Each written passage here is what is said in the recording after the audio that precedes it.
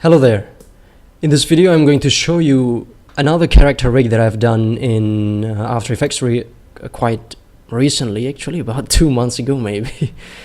And it concerns a rarely done walk cycle in After Effects, which is the front walk cycle. So usually when you're using After Effects, especially Duik, it's about the side-to-side movement of the limbs. So the legs, they'll move from left to right or side to side, but in this front walk cycle, not only will they move side to side, but also on the depth.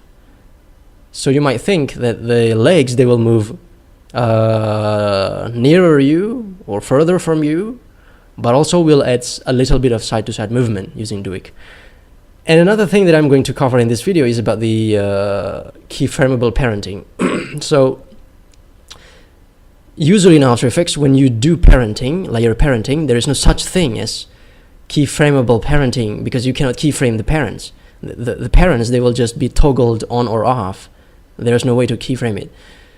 But in this case, I'm going to show you how to switch parents, not only toggling it on or off by keyframing, but also switching parents. Okay, and it concerns a little bit about expression. So we're going to explore that superficially for now. Okay, so here is the composition that contains the fully rigged character, as you can see here. And as usual, this fully rigged character contains quite a lot of layers, dozens of layers, and I think it is 54 layers to be exact, which is quite common when you're rigging a character in After Effects.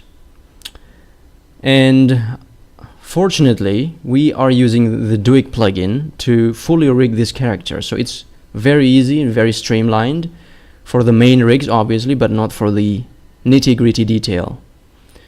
And as you can see here, because we are rigging using Duik tools, I want to show you that the Duik tool is actually very versatile plugin in After Effects. Not only is it used for rigging and character animation, but also it has many tools such as rename here and replace and zero, and of course bones. Lots of many functionalities in Duik. Okay, and okay, let's take a look at the Duik controllers themselves. Let's enable them. Here you can see the pink layers here are the Duik controllers. Okay, let's just enable the Duik controllers and solid layers here. There, as you can see, we have so many Duik controllers here. The circular ones, they are the Duik controllers used for moving the character in 2D space. And these red ones, the red rectangles, they are actually bones. Bones are deformation agents used for deforming the character. So in this character here especially, I have specifically rigged the character using bones, because when you're using bones, you will have a single continuous layer, very fluid, solid, flexible, organic. For example, here as you can see the right leg. So instead of using the separated layers, we are using bones to avoid such dreaded separated imagery on the leg here, as you can see. Because when you're using separate layers, you will have such separation on the leg layer. So for example, here, when we move the Duik controller, the leg can be moved just as usual, except that we have no distinct separation or seam between the leg's body parts, such as the thigh, the calf, and the foot or the sole there. As you can see, it's a single continuous layer from top to bottom. Alright, let's now take a look at the... what else? Oh yeah, so here is the Duik controllers here. I have fully keyframed them. And yeah, these blue things here, labeled blue, they are the back deformer. So the bones can be used not only for the rigged character, but when you're using it for non-rigged characters, such as the bag here. As you can see, it is deforming when the woman is walking. The bag is automatically deforming. And these blue bones, they are not rigged at all. They are merely a representation of the puppet pins. Okay, now let's take a look at the 3D head and torso controllers here for defining the 3D rotation of the body part there, especially the head and the torso. As you can see here, I have specifically created the rotation for the torso here. As you can see, it is slightly rotated to the right and then slightly rotated to the left there. And also take a look at the head. The head is also rotating there, as you can see. And this is using these two layers, the 3D head and torso, and also the legs depth muff. No. So these two controls here, the head horizontal and torso horizontal, they are used for defining the horizontal rotation of the head and the torso body parts. So for example, as you can see here, when we manipulate this head horizontal slider here, the head will be rotated horizontally to the left. Obviously we can make the vertical rotation too, but that is not defined in the script, so we are not going to bother with that vertical rotation. So as you can see here, the head can be rotated horizontally, left and right. Very simple, just like that. Okay. Now let's take a look at the torso rotation here. So not only will the head be rotated, but also the torso can also be rotated horizontally. As you can see here, when we manipulate the slider, the torso can be rotated to the right, like this, or to the left, like this. And the most obvious area here, as you can see, is the silhouette of the torso. So let's just disable the head, for example, for a moment here, for a clear torso appearance. And as you can see, when we manipulate the torso is rotated like this. And as you can see, especially on the boobs area there, on her boobs is especially apparent the rotation. There, the silhouette, the contour of her chest and stomach and hips area there. Okay, now let's talk about the head area. So this head has been specifically created separate from the main comp here. So to create a perfectly deformable head, we have to separate it such as this.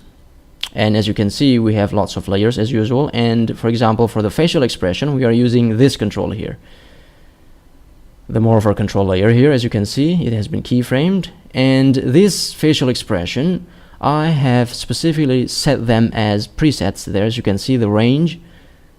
So when you input a certain range on these sliders, the face here will be deformed according to what range preset we have set. So we will no longer be able, we are no longer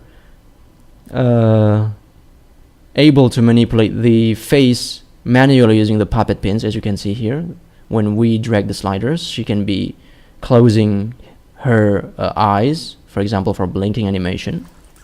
And this is done automatically. So we do not have to dabble manually using the puppet pins there. As you can see, the head is using the puppet pins to drive these facial expressions there, as you can see. So we merely have to drag these sliders. And regarding the mouth, for example, here we have the mouth able to be closed or smiling and widening. Those are the ranges. And when we manipulate the sliders, as you can see, she can be closing her mouth, for example, like when she's talking there. Okay. And when she is widening her mouth like that, which is quite comical, like a clown, unfortunately. Yeah, the deformation is too much, I believe. But there you go, you have the gist of the idea.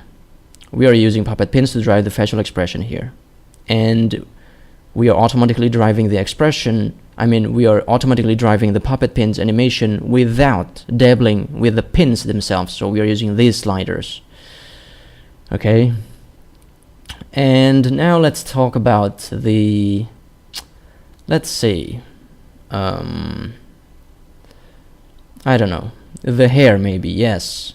So let's take a look at the hair here. As you can see, the hair has lots of bones too applied to it, just like the previous bag, the bag layer, the bag object. We have blue bones here for defining the hair deformation. So for example, when the character is walking like this, let's see, the character, when she's supposed to be walking, the hair is also swaying left and right Alright, so it is only natural that we deform the hair like this. The hair is swaying left and right and right and left. There you go. And these are, as usual, as with the facial expressions, we are using puppet pins to drive all of these animations. Here, lots and lots of puppet pins, dozens of it. As you can see there, lots of puppet pins. See, we don't have to manually manipulate each of those pins. We're just using the sliders. Okay, now let's take a look at keyframeable parenting. And this is quite an interesting topic because officially Adobe has not yet developed this keyframeable parenting in After Effects. It has not been developed by the official Adobe team. So we have to devise a keyframeable parenting method for ourselves. And in my case here, I have successfully developed a keyframeable parenting that can mimic the actual behaviors of the real After Effects parenting, with the added benefit, of course, that we can switch the parents and also turning the parents on or off. Okay, so here we are going to take a look at the practical example of this keyframeable parenting that I've devised in this character rig. So now let's take a look at the smartphone layer here. As you can see, the smartphone is supposed to be attached to the right hand because she is holding the smartphone on her right hand. So logically speaking, in After Effects, in this animation, in this rig, the smartphone is initially parented toward the right hand. Here, as you can see, it is the right hand controller there. That is the actual parent of the smartphone. There, when the when the right hand is moving, the smartphone will also move along with it. That is only normal. Because obviously the smartphone is attached to the right hand, logically. So that is the initial movement. Okay. Now, when the smartphone is supposed to be falling off, as you can see here, then the smartphone has a movement of its own. So no longer will it be attached to the right hand, but it will have a falling motion of its own. Oh, unfortunately, we have a little bit of a problem here on the rig. Her right hand is twisted like that, very ugly. I haven't realized it, so I think we are going to fix that later, but certainly not explain in this video because it's going to take a little bit longer. So now let's just take our minds off the twisted hand and just focus on the keyframeable parenting on the smartphone itself. So as you can see here, when the smartphone is attached to the right hand, the smartphone is moving but not using its own keyframes. It is moving along with the hand. Now when the smartphone is falling off like this, then it will have the falling movement of its own, the falling keyframes of its own. Okay, there the right wrist is the parent of the smartphone, and as you can see, we have the movement of the smartphone falling like this. Okay, and if we take a look at the actual smartphone layer itself, we are going to find that here, the smartphone layer, yep, as you can see, we have no keyframes at all in this area here. So the smartphone, it has no keyframes of itself. It is void of keyframes here, which means that it is actually parented to this layer over here, the CR wrist layer. So the smartphone layer is utilizing the keyframe or the movements of the CR wrist controller here, as you can see, the right hand controller actually, without any movement of its own. So let's find the smartphone layer again here. There, as you can see, we have no keyframes over here, and as you can see, we have the position and rotation properties null or devoid of keyframes in this area here, right? But once the smartphone is supposed to fall off, as you can see in this segment over here, after the wrist layer has done its animation for the smartphone, then here, as you can see, the smartphone is utilizing the keyframes of its own here. We have lots of keyframes for the rotation and position properties of the smartphone. There, as you can see, myriads of keyframes for simulating the falling movement. Okay, so here the smartphone is no longer utilizing the movement. Now we see at the parent index slider here, we have this effect that defines who is the actual parent of the smartphone. So this effect here, the slider, will define who is the parent for the smartphone layer for the time being. And as you can see, we have the value of, let's see here, when, yes, it is the value of 6 here when the smartphone is supposed to be parented. It is the value of 6 on the parent index slider, which means that the smartphone is parented toward a layer who has the index number of 6, because we are using index number here. And who is the index number? So here, for example, the 3D head and torso has the index number of 1, okay, as you can see. And this CR wrist has an index number of 6. So this is what we call as index number for a layer there, as you can see. And because it is using the index number of 6, it means that it's using the CR wrist as previously we have seen here, as you can see. All right. So initially in this stretch of the timeline here, the smartphone layer is utilizing the number 6 value. But once here, as you can see, we have the slider value at 0, which means that the parent has now changed. 0 here means that the smartphone layer is not parented at all, because obviously there is no layer index number of 0 in the timeline. It is not possible.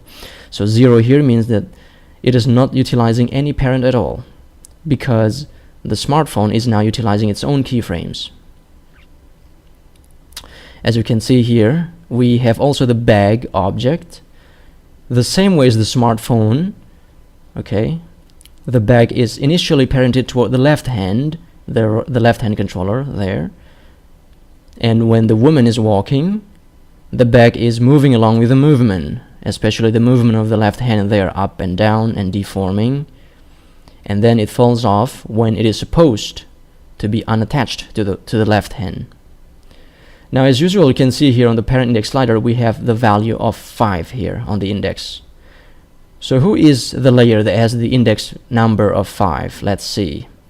The index value of 5 is the CL wrist here, the CL wrist layer. And that is the parent, the initial parent for the bag object here. So initially on this stretch, we have the value of 5, which means the CL wrist as the parent. As you can see there, it is moving along. And then when it falls off on the part here, the bag is utilizing its own keyframe. Here, as you can see, its own falling keyframe. Okay. And if you see at the index slider value for this stretch of the time here, we have yes, we have the value of 0 as usual. So it is very similar to the previous one. And here is the RAM previewed animation. Take a look at both the bag and the smartphone layers. Initially they are moving along, but then they have the movement of their own. There, falling, there. Okay. So now let's take a look at the actual mechanism of how I did this keyframeable parenting. So let's just close this project and create a new composition. Purge all the RAM preview first. And let's create a new composition.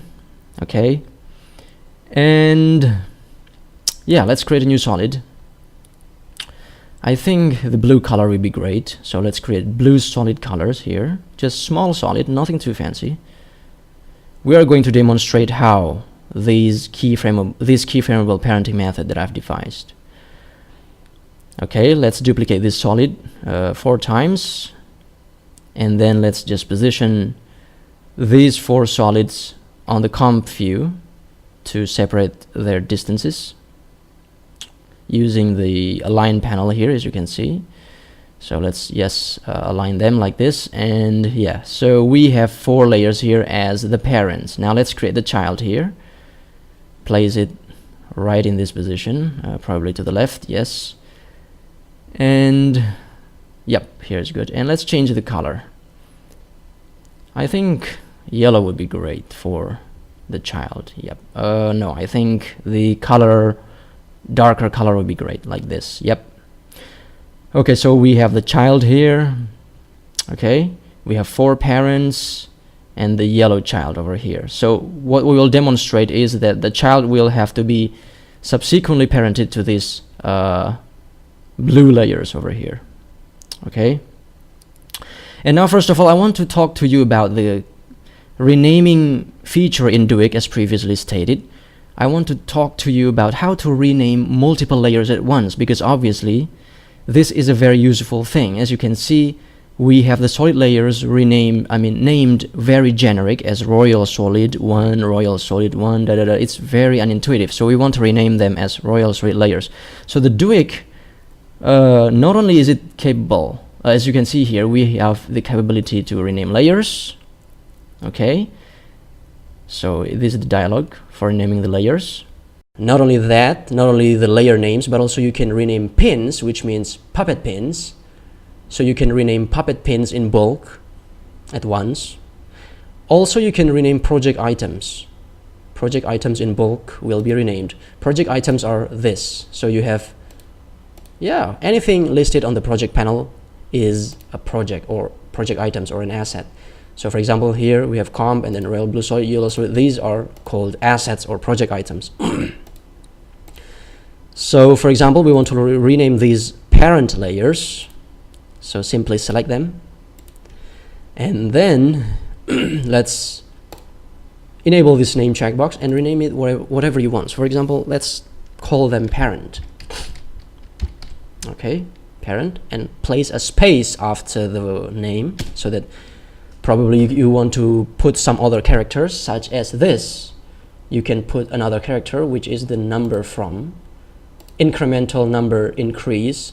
So these layers here, not only will they be renamed parent, but also they will have sequential or subsequent increasing numbers applied to them after the word parent here. Okay, and oh yes, don't forget to enable this checkbox here, update expressions, because when you are rigging, your layers will be quite entangled with expressions. So for example, one layer will reference another layer in their expression, and when that layer is renamed, obviously the expression will be broken. Usually that will be the case, but with using this checkbox, when you rename these layers, the expressions will not be broken. So there will your complicated rig will still be working perfectly well. Okay, so let's just enable this checkbox already and click the rename button. So click. Yep, these layers are already renamed, so they will be they are already renamed parent 1, parent 2, parent 3, parent 4, as you already know. Now regarding the pins, for example, we have a puppet tool applied to this layer, just an example, okay, to demonstrate this Duik renaming ability, because when you're rigging characters in After Effects, as I have already demonstrated before, you will end up with dozens, if not hundreds of layers, and that will be a real pain in the to rename all those layers. Okay,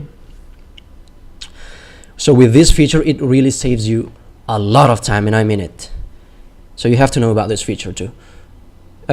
This time we're going to demonstrate about the pins. For example, here we apply the puppet pins here, dang, ding, dong, dang, dong, 5 pins. And the pins can be accessed by by tapping double using the P keyboard shortcut there. And you can see we have the 5 puppet pins there. They are all named quite generic using the name puppet pin 5, 4, 3, 2, 1. When you're using Duik bones and you have multiple meshes, these puppet pin names will be the same. And that is not acceptable when you're using Duik bones. You have to rename each mesh puppet pins differently. So this feature is really very, very useful, this rename feature. So let's just select all of these pins and then select this pins over here, the pins radio button over here. And then let's rename it whatever name you want it to apply. So for example, we want to rename these pins as I don't know, something like la la la. La la la number 1 up to number 5. So just as previously, you apply the name, apply spacebar after it to make a separation to this number from character, and then just click the rename button. Bing! There you go. You've got la la la 1, la la la 2, la la la 3, la la la 4, and la la 5. Very, very quick. Obviously. Otherwise, you would have to manually rename this like clicking the pin and then pressing enter and then renaming it, pressing enter again and then select it using your mouse, pressing enter again. Oh man, it's so, especially if you have hundreds of puppet pins, which is quite common when you're creating character animation in After Effects. So let's just delete this effect.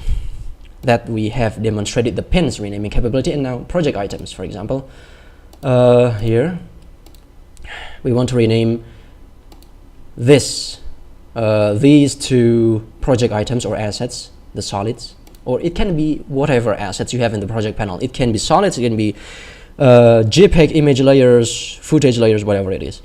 So let's just select all of this, the two solids first, and we want to rename it so that we remove these solid one name to it. So we are not going to rename it, we just want to remove some characters out of these objects. Okay, so let's just select all of them and then go to do rename project items, because those reside in the project panel. And because we want to remove characters, we don't use this checkbox, just disable the checkbox. Okay, we want to remove characters, so we have to use this, yes, the remove last. And how many digits do you want to remove? Because we want to remove these solid one characters, then we have to count from the rightmost character here, 1.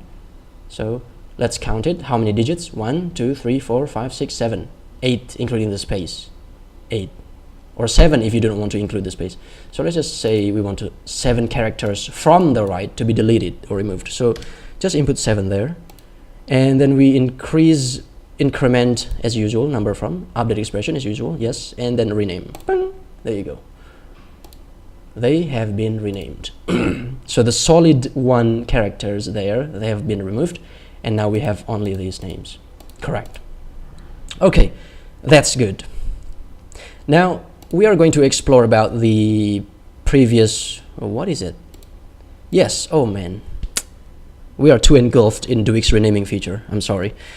We are going to explore about the keyframeable parenting that I've done in After Effects. Okay. All right.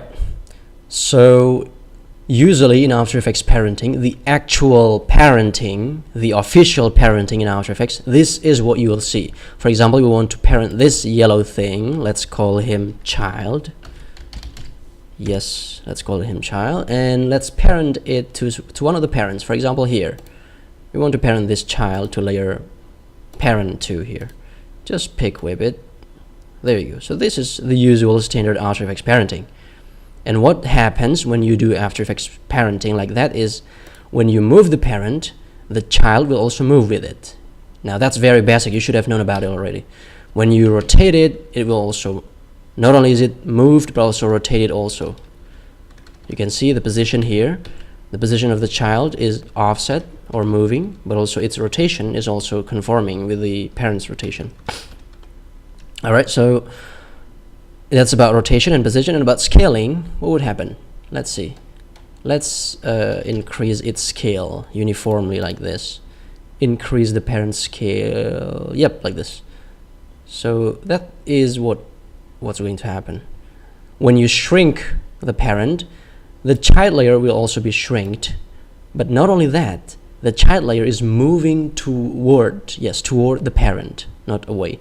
But when you increase the parent size by scaling it up, it will scale the child up, but also pushes it away. The child is also pushed away.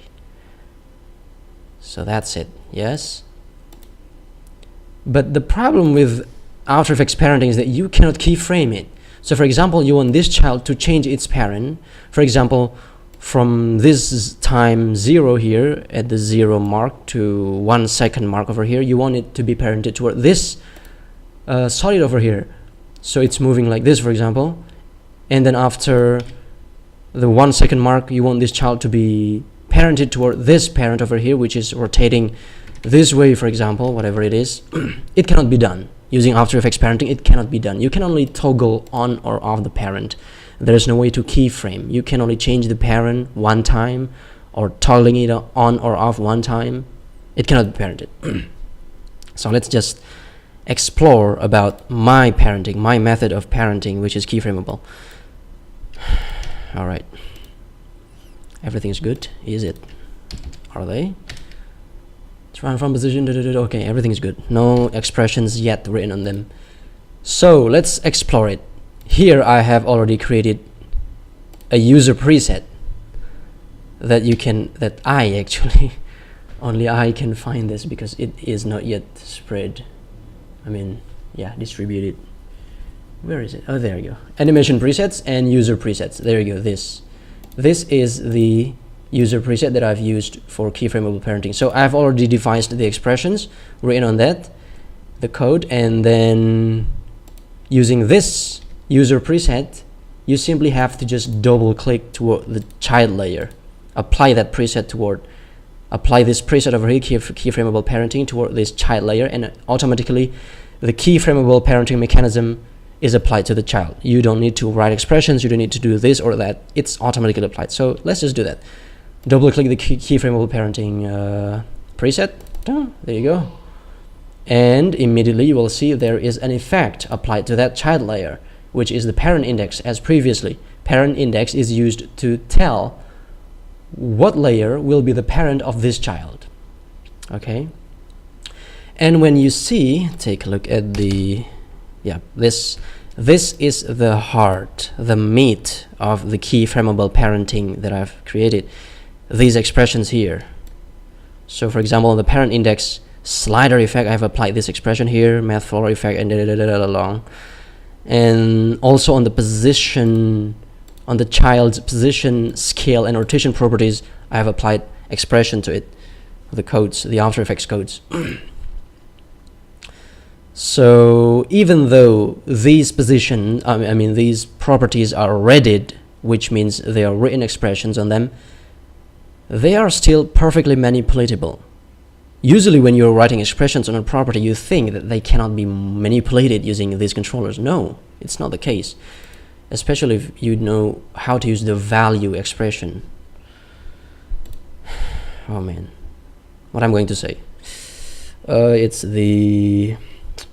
Oh yes, you can change this control here. For example, even though it's readied here, you can still change its value so that it can still be manipulated, the property there. But no, it's not what I'm going to tell you. It's what is it? Yeah, let's just demonstrate the keyframeable parenting itself right away. So for example here, previously we have already discussed about the actual After Effects parenting you have already seen just now. So what about this keyframeable parenting that I've done, that I've created? So for example here, the child layer is parented toward this layer over here, parent number 2. So simply put on the parent index effect here, the parent index, let's just apply 2, because it is actually, yes, this parent 2, this layer here has an index number of 2 there. It has an index number of 2. So let's just apply the value of 2 on the parent index slider there. Or you can apply it here too. It's the same thing. So now it's parented toward that thing over there. Yep. And you may notice at first when we change or when we apply a parent, this child jumps. Look at this. This is the original position. But then it jumps over to here when we apply the parent. That is because using my method, the child's position property, which means this, the positional values, is no longer using the coordinate system of the composition. So it's no longer using the global coordinate system.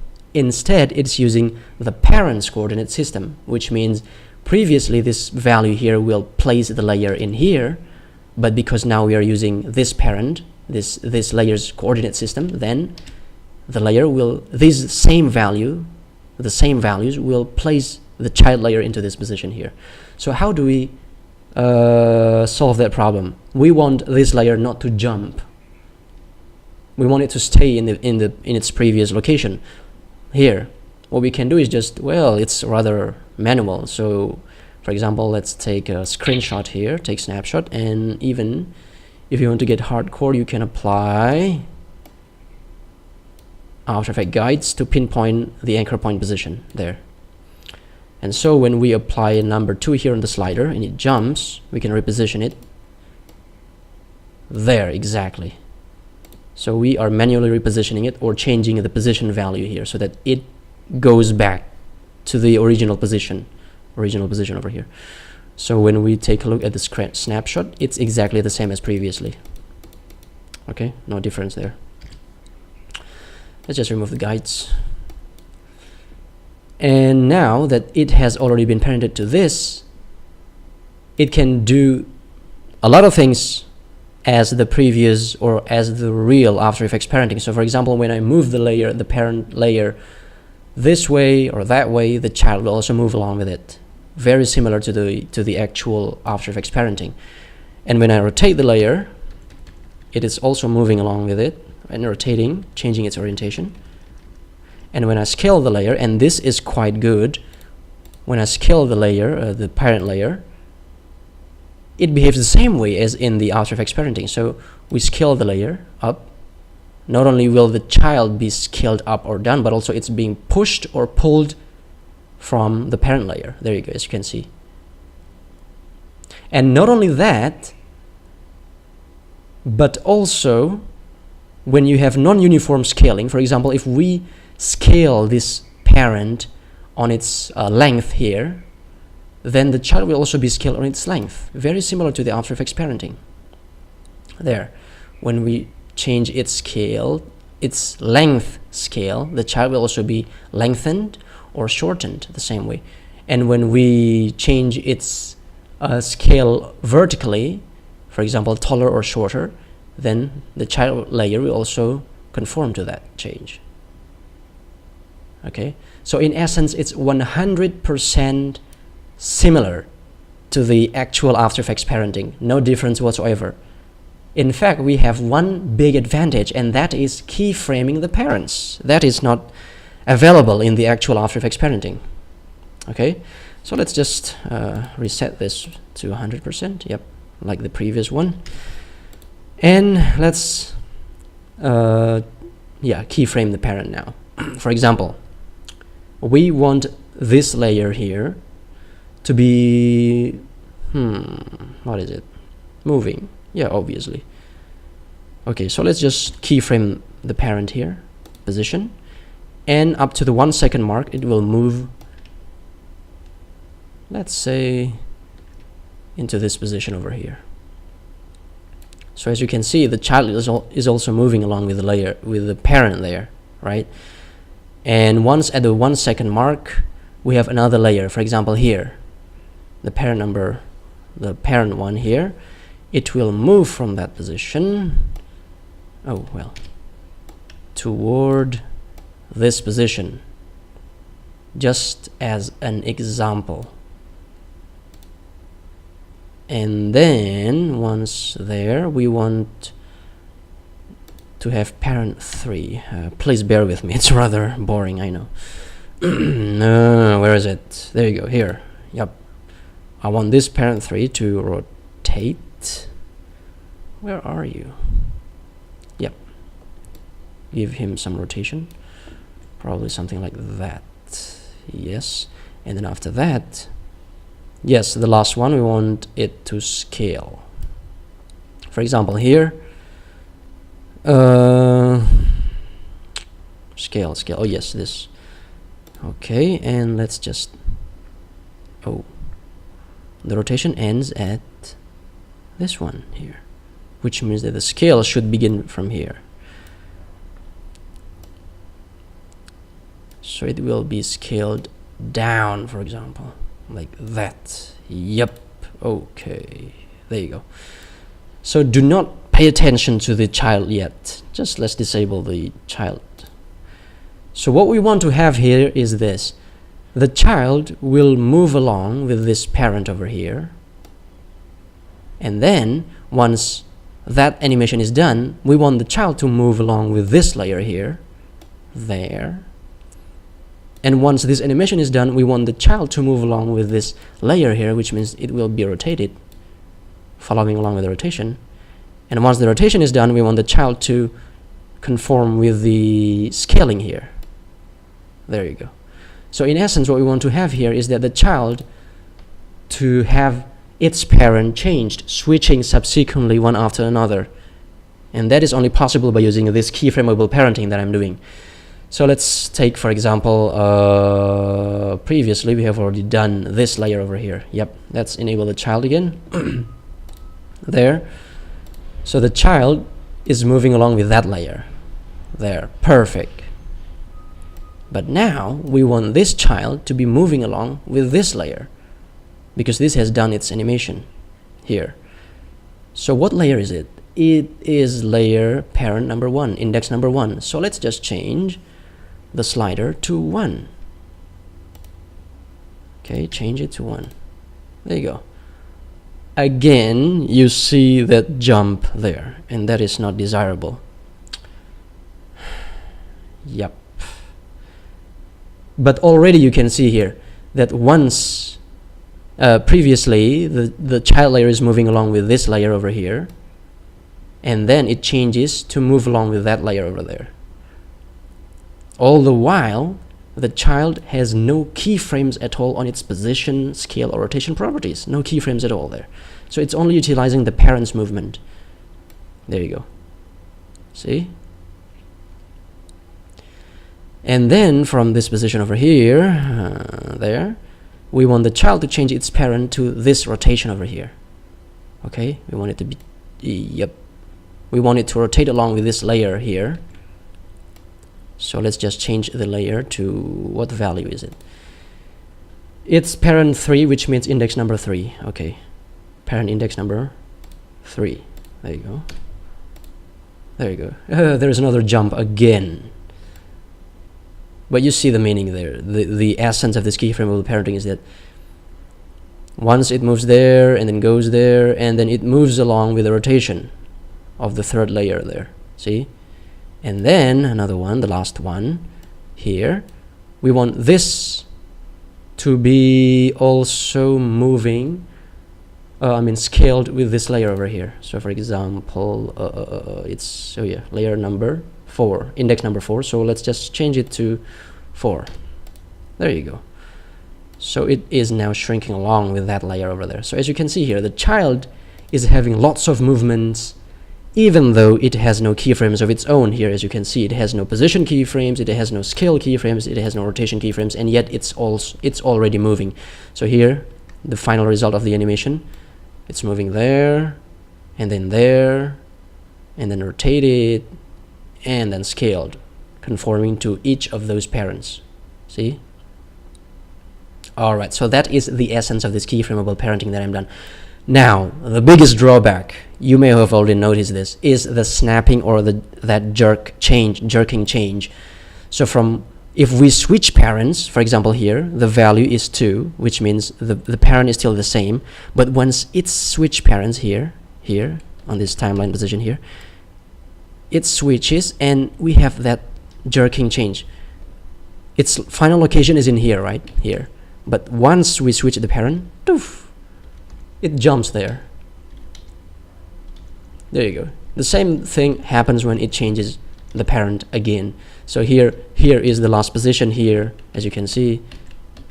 Once it changes the parent, it snaps to that position. Now, that is not desirable. Admittedly, this is the greatest drawback of my keyframeable parenting method.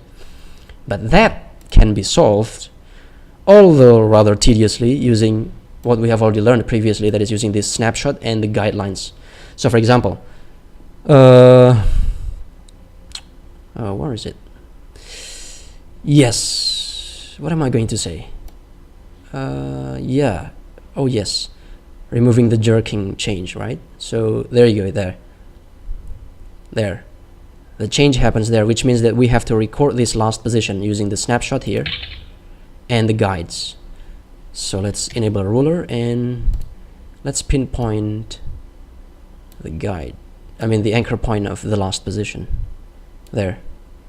And then here we want it to be repositioned. Oh yes, of course, first of all you have to keyframe the position, because we want to offset it from this position to that position when the parent changes. So you have to obviously keyframe the position.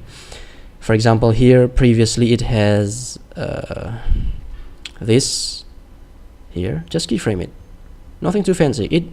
It is not the child layer's own movement. No, it's just offsetting the child's position so that it is as previously it was before the parent changes. So there, and in here we want to change it to previously. There, okay. So as you can see, there's now no snapping change here. When it goes there, see, it's smooth. See, the transition is smooth.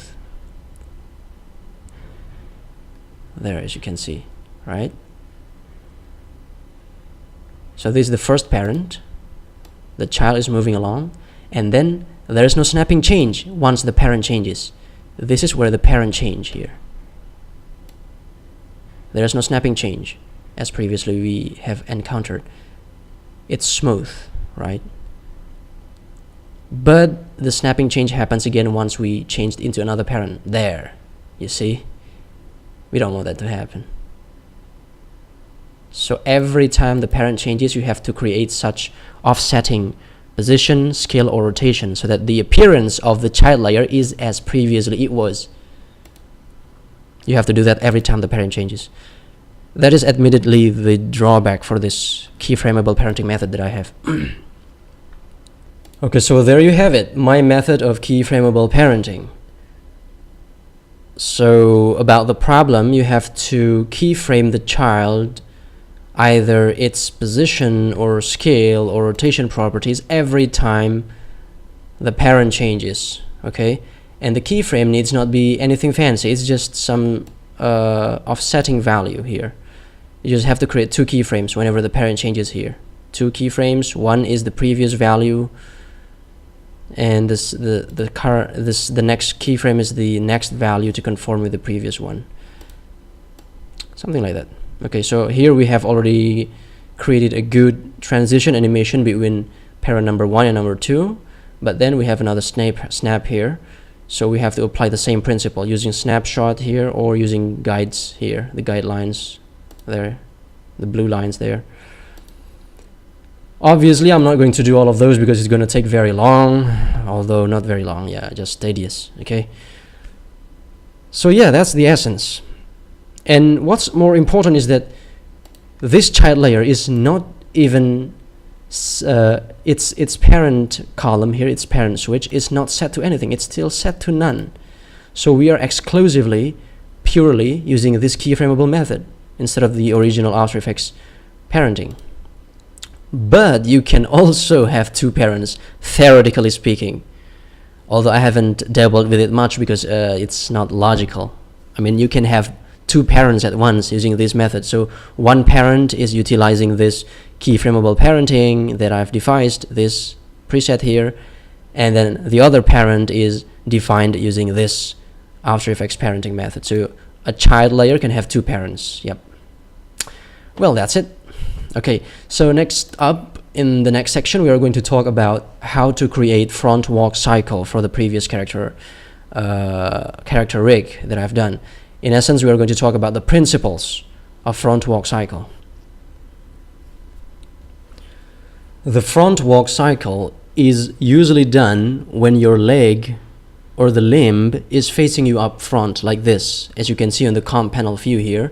Not the yellow leg, but the brown one over here. It's facing you, perfectly facing you like this. This is where you usually do the front walk cycle, because obviously when using Duik, it is only capable of doing side-to-side leg or limb movement like this. For example, this is the up front view, and we rotate the leg this way, so it is facing sideways. This is what usually Duik is capable of.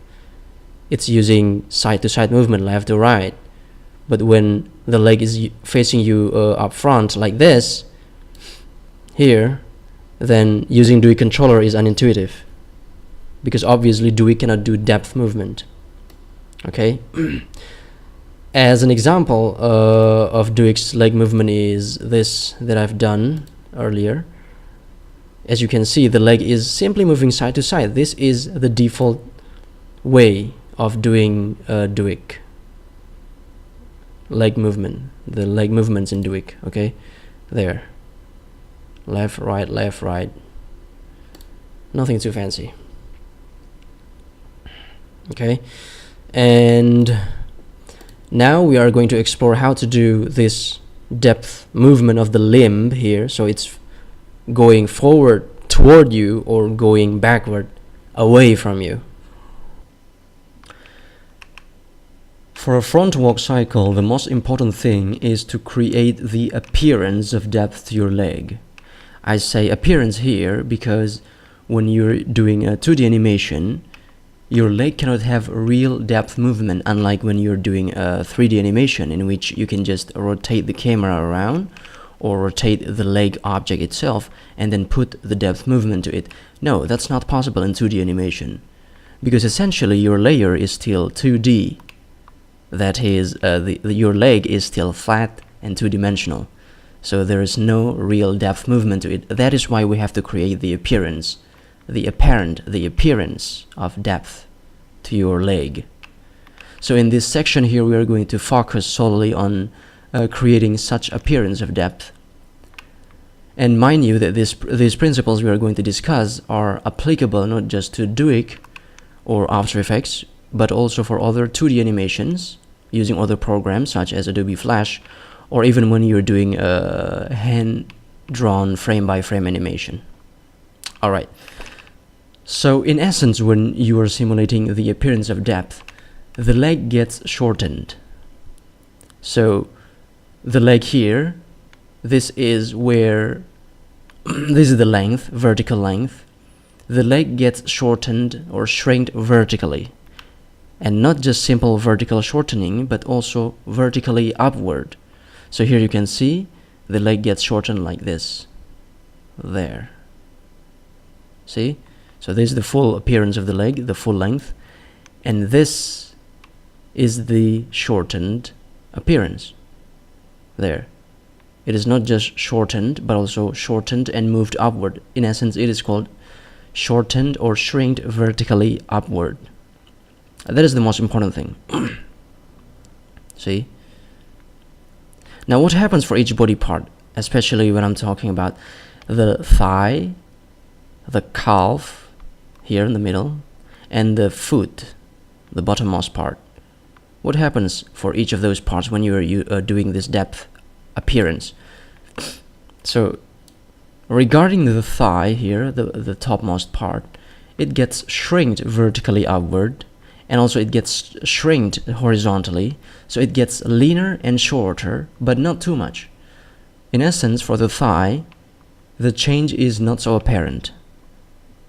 So here, as you can see, it gets shrinked vertically upward, and also it gets leaner, a little bit leaner, and the change, the overall change, that is the shortening and the shrinking, is not so great. It's not even really that apparent, and that is for the thigh. And then regarding the calf here, the middle part here, it is the same as the thigh, but the change is more apparent. So in essence, it gets shortened also, and it gets shrinked horizontally, so it gets leaner. But the change is more apparent than the thigh. As you can see here, it gets shortened there. The length is shortened, but also it gets leaner. See? Full. And then furthermost from you. See? So the change essentially is more dramatic than the thigh when the leg is furthermost from you. And now let's see the foot. When the leg is nearest from you, the foot has this kind of appearance. It is stout, thick, and short. Here, as you can see, even you can see a little bit of the underside or the sole of the foot itself. But when the leg is furthermost from you, here as you can see, the foot is stretched. Mind you, it is stretched, not shrinked, but stretched vertically downward, and also the sole of the foot is no longer visible. So the foot has the most different change of all compared to these other body parts here. So as for these two body parts, they are shrinked vertically upward, but when it comes to the foot, it gets stretched vertically downward. In other words, it gets lengthened. But obviously, of course, it gets leaner too, as with the other body parts. So as you can see here, this is where the foot is nearest from you. It is stout, thick, and you can even see the underside, and then it gets stretched vertically downward, so it is elongated, and the back of the foot, or the top part of the foot, is now facing you, and you cannot even see the underside or the sole of the foot there. Okay, so in summary, when creating the appearance, that is the appearance, or the the illusion of depth for your leg, the general thing is that your leg gets shortened. The whole of your leg, the entire leg, gets shortened. That is the most important thing when you're doing the front walk cycle. So regarding my rig here, the way I created the illusion of depth for both legs is by using this layer here called Legs Depth Morph. And inside it we have two controllers, a right leg slider and the left leg slider here. And these two controllers are used for defining the illusion of depth for both legs. So for example, as you can see, if we increase the slider value of the right leg here from 0 to 25, then the right leg will be positioned further away from us. So here, as you can see, the right leg, take attention, is this right leg and the value here on the slider. So the slider gets increased in value, and as you can see, the right leg is shortened in length as the value increases more to the maximum of 25 there, as you can see, 25 there, then the right leg is at the shortest. Let's just disable the left leg for a moment. There you go. Okay, there, as you can see, the right leg at the value of 25 is at the shortest length. It means that it is at the pose of the furthermost depth from us. Okay, the same thing also happens with the left leg. Let's enable it again. Left leg, there, the left leg is at the value of 0 here, the value of 0, which means that it is at the nearest depth position from us. Now let's increase the value like that. Here the value, as you can see, 3, 4, 6, and at the same time the left leg gets shrinked. There, as you can see, it's a value of 25, the maximum value. Okay, so that's about it, the creation of illusion of depth for both legs. Now let us talk about the actual body mechanics for creating the front walk cycle. That is, previously we are talking about only the illusion of depth for both legs, but now we are talking about the whole body parts. How are they going to move to create a decent or good looking front walk cycle?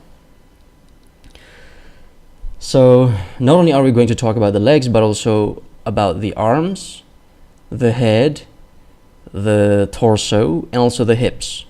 How are they going to move in relation to each other? So let's just get down to the point. For example, here on the left, on the legs, as you can see, let's first focus on the legs. Okay, so here we have the down pose. Oh yes, you have to first know about the walk cycle. I assume that you already have created a walk cycle in the past, the usual walk cycle, the side-to-side walk cycle, such as this one over here.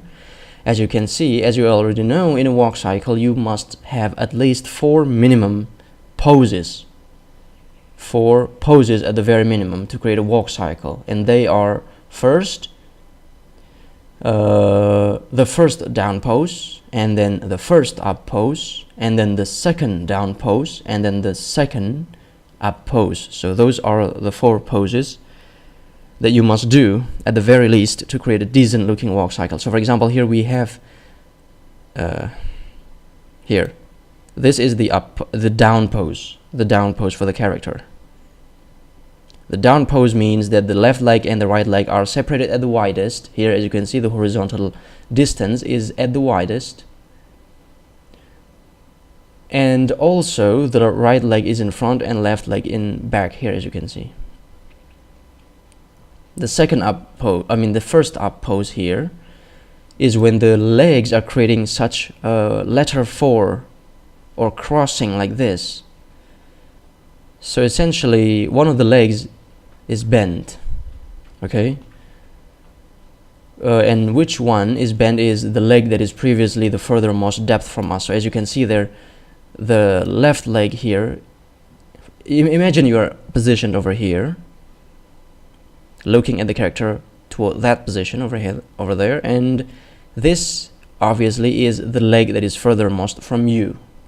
So this leg will be bent when you're in the up pose there. This leg is the one that will be bent to create such letter 4 figure on your leg. So the legs, they are crossing. So there we go, we have the first up pose here and the first down pose here. Now let's create the second down pose here. The second down pose is actually very similar to the previous down pose, only that the legs are now switched. So from previously it was this leg that is in front, that was in front, the right leg, I mean, what is it, the left or right, I don't know. This one over here is the one in front previously. Now it is the one in back. And this one over here, it was previously the one in back, now it is the one in front.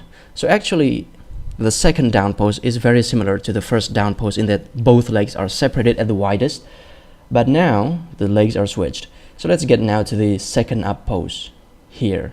It is also very similar to the first up pose in that the two legs are creating this letter 4 figure. So the two legs are crossing, but now the legs are switched. So instead of the previous leg here, which is that was doing the bending, now we have this leg over here that is doing the bending, because this leg over here, it has just returned from the furthermost depth from us, from that back position. Now it's crossing like that. Okay, that is a recap of the 4 poses minimum required for a decent looking walk cycle. Now what we have to do is to translate this side-to-side movement into a depth movement. So these are the side-to-side movement, as you already know. And when we're doing a front walk cycle, obviously we have to translate these movements side-to-side, that is the horizontal movement, we have to translate it into the depth movement here. And this is the first down pose. Okay, so both legs are separated at the widest. As you can see, this is the right leg and this is the left leg. And how are we defining that widest distance when we are doing this up front pose, front walk cycle? To do that, we use the depth, the illusion of depth, as previously we have discussed. There, as you can see, the right leg has a value of 0, while the left leg has a value of 25. That means the right leg is the nearest from us, the maximum nearest from us here. The right leg is the maximum nearest from us, while the left leg is the maximum furthermost from us, because it has a maximum value of 25. That means because these two legs are separated at these two very contrastive values, it means that they are separated at the widest regarding the depth, because now we are talking about the front walk cycle, obviously.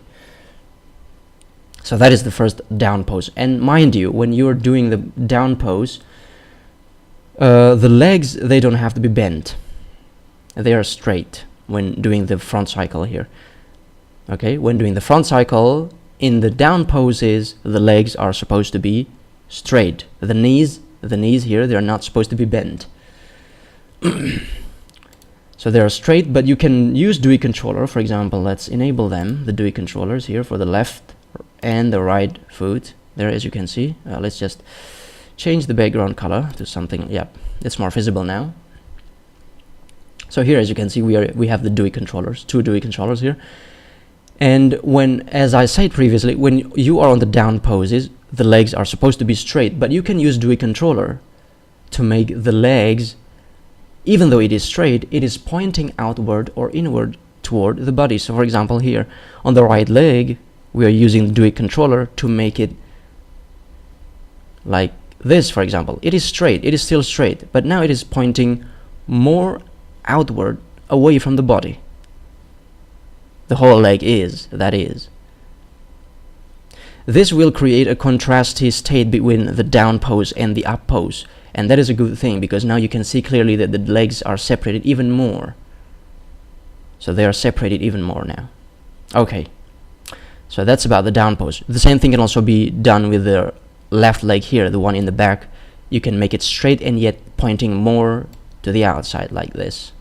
It's up to you to make even more contrasty feeling between the up pose and the down pose. Alright, so then let's get to the up pose. We have already just discussed about the first down pose. Now let's discuss the first up pose here. When you're in the up pose in a front walk cycle, both legs, they have the same depth value. As you can see here, they have nearly the same value here, 12. Alright, so previously they were separated from 0 and then 25. Now they are converging here. As you can see, they're converging there. The values are converging. This is the up pose. They both have the same depth value.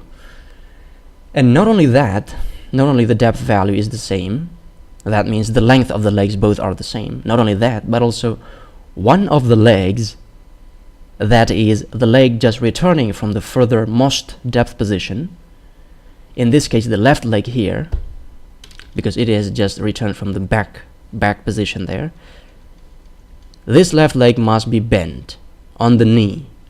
So that is the prerequisite of the up pose in a front walk cycle. One of the legs has to be bent on the knee. Okay, and to do this bending, we as usual use the Dewey controller here, the left leg's controller, to create such bending. For example, let's just drag this controller up, then it will create such bending knee like that. That is how we do this bending knee. Okay, so instead of straight like this, it is now bent like this. And regarding the direction of the bending, you may ask, is the knee supposed to be pointing outward or inward like this? This is pointing inward. This, as you can see, this is pointing inward toward the body. Or it should be like this, pointing outward toward the body. Well, the answer lies in which your character is posing in relation to the camera. Because, for example, here in this character, in this woman character, as you can see, she is not perfectly facing up front toward the camera. It is not perfect up front toward the camera. So when your character is slanted like this, then the direction of the bending knee is supposed to be going inward toward the body like this. But when your character is doing, when your character is facing up front toward the camera, then the knee is supposed to be pointing outward away from the body like this. The bending knee when in the up pose, I mean. Okay, pointing away or inward. Well, actually it's not really that strict. You can just experiment and find whatever pose, whatever bending knee pose is good for your character at the moment, for your character right now. Okay, so just to tell you, the essence is that when in the up pose, one of the legs should be bent. And that leg is the one that is returning from the back position, the furthermost depth position from you. Okay, now let's continue on to the second down pose. Here, this is the second down pose, and as you can see, again the legs are separated at the widest. Let's see the controls here. The left leg is at the value of 0, while the right leg is at the maximum value of 25. It means that both legs are separated at the widest in terms of depth, the depth distance there. It is very similar to the previous one, to the previous down pose, only that the legs now are switched. Okay, it's very similar, only the legs are switched. So previously we have this left leg in back and the right leg in front. Now we have this left leg in front and the right leg in back. Okay, that's it. Very similar actually. Now regarding the second up pose, which is the last pose for a walk cycle, this again, it is actually very similar to the previous up pose. Only the legs now are switched. Okay, so let's just disable the Dewey Excuse me, I'm having an influenza here. Okay, let's where was it? Yes, let's disable the DUI controllers. There you go. There you go. So this is the second up pose. Okay, and it's as I said earlier, it is similar to the previous up pose, only the legs are switched. So we have the same depth value here for both legs, nearly similar at the value of 12. But now the legs are switched. The switching happens on what leg is bent. So previously it was this left leg that is bent, but now it should be the right leg that is bent using the DUI controller. But here you don't actually see quite clearly the bending of the right leg because, well, the character is not showing perfectly up front toward the camera. It is slightly slanted. That is why you don't see the bending quite apparently. But in essence, it's just the same. You have to create the bending here using the DUI controller previously. Okay, so those are the 4 main poses when doing the front walk cycle. You can see here on the keyframe columns here, look at my cursor. You have 1, 2, 3, 4. You have 4 columns, and each of these columns represent the poses on your front walk cycle. So here we have the down pose here on the first column, the first down pose, the first up pose, the second down pose, and then the second up pose. These 4 columns define one walk cycle. So obviously you just have to copy and paste these keyframes subsequently on the timeline to create a looping walk cycle. So these are merely the same keyframes, only modified slightly. Okay. Okay, now let's talk about the torso. So what the torso will be doing in this front walk cycle, the movement of the torso. As stated earlier in this video, my torso here has been applied a 3D rotation, especially on the horizontal rotation, such as this, as you can see from the here. Take a closer look at the torso, and let's disable the head for a clearer torso appearance. So the head shall be disabled. What layer is it? Which one? There you go, the head. So here's the torso, and you can see that the torso is moving, rotating horizontally left and right like this. It goes from left to right. You can see the silhouette here, especially the silhouette, left and right, and then left again. There you go. So basically that's what the torso will be doing. And if you don't have this horizontal rotation applied to your torso, then you have to create it yourself, because it is an essential part of this front walk cycle. The torso must be swaying, actually rotating, not swaying, rotating left and right. So the detail here is this: when for example here, when the right leg is in front, then the right part of the torso is also in front, which means that the torso is rotated to the left here. The torso is facing more to the left, right? Now when the left leg is in front, let me tell you here, let me show it clearly here. When the left leg is going up in front, then the torso is rotated to the right, so that the left part of the torso is more visible while the right part of the torso is hidden, like this. There you go. See? So when the left leg is in back, it's like this, and when the left leg is in front, it's like that. The torso is rotated to the right. There you go. And now when the right leg is in front, the torso is rotated to the left. Again, when the left leg is in front, the torso is rotated to the right. There you go. Now let's talk about the head. Where is it? Where again? Hello, head layer, where are you?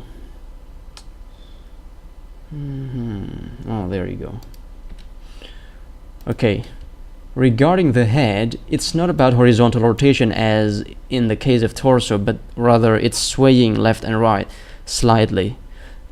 It's just swaying. So you can use the DUI controller for the head, for example, here. The head controller here. This is the controller for the head. 2D movement for the head. You can just move this controller left and right, drag it slightly to create the illusion of swaying motion. Not illusion, but to create the movement, the actual movement of swaying motion for the head left and right. So for example here, when the left leg is in front, then the head is swaying slightly to the right, and vice versa. When the right leg is in front, then the head is swaying slightly to the left, like this.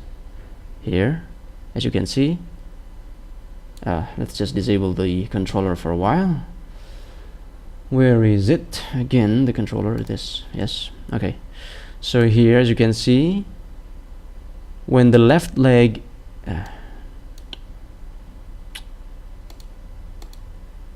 it's okay. So here, as you can see, when the there, this is the right leg in front, which means the head is slightly tilted or swaying to the left. And now when the left leg is in front, then the head is slightly swaying to the right. There. Again, when the right leg in front, slightly swaying to the left. Yeah, left. And then when it's, yep, it's like that actually. Very simple. Okay, so the head movement, it's swaying left and right, while the torso movement, it's rotating horizontally left and right, like that. Okay, and not only that, regarding the head and the torso, they must also have up and down motion. So not only are they rotating left and right or swaying left and right, but also they must be going up and down, like this. As you can see, her head and the torso is moving up and down, up, down, and that, I mean, those up and downs, they coincide with the position of the up and down poses as previously explained. So in the down poses, the top of the head is at the lowest height, the height, okay? And when in the up poses, the head's height is in the highest. There you can see. This is the up pose. This is the down pose. In the down pose, the head is at the lowest position. That means also the torso, obviously. And at the up pose, the head's position is in the highest, or at the apex, at the summit. And obviously the torso will follow along with it too. So that's it. When in the down poses, those the torso and the head, they are at the lowest position, while in the up poses, the torso and the head are in the highest position. Now that we have talked about the legs and then the torso and the head, obviously now remains the arms. This is the last part of this video, the movement of the arms when in the front walk cycle. So naturally you might think that the arms are also given the depth movement, I mean the illusion of depth, such as in the legs. But no, you don't really need to do that. Obviously you can do that, but that's more work for no visible gain.